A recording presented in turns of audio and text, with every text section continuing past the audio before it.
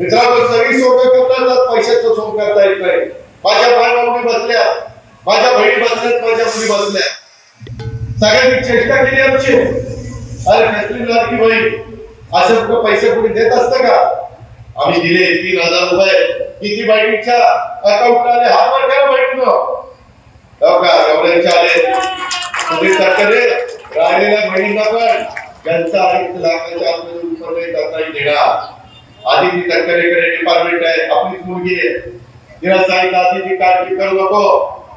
जे काही आपल्या बहिणी राहिल्या, मायबाबी राहिल्या, मुली राहिल्या, आणि त्या 21 ते 65 वयोगटातल्या त्यांना आपल्याला मदत करायची, आपल्याला त्यांना सबल करायचं, सक्षम करायचं. आताच मला पूजाताई सांगत होत्या, दादा एक बहीण आली, मला 1500 रुपये मिळाले. मला बीपीच्या गोळ्या होत्या, बीपीच्या गोळ्या घ्यायला पैसे नव्हते. मी त्या 1500च्या बीपीच्या गोळ्या आणल्या आणि माझं आरोग्य चांगलं करण्याचा प्रयत्न केला.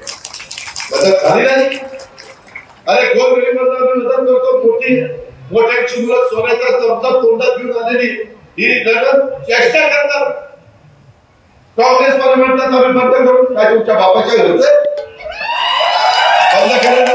अरे जनतेचा पैसा मला भाग काढायचा नव्हता, तुमच्या वडिलांच्या घरचं आहे. याचा विचार करा. ही काय पद्धत आहे? अरे आम्ही देतो, तुम्ही इतक्या वर्ष राज्यात करा. मी पण होतो, मी होतो, तटकरी होते, परंतु त्यावेळेस आम्हाला नाही जमलं. यावेळेस 10 वर्षाचा अनुभव होता अर्थसंकल्पात सादर करायचा.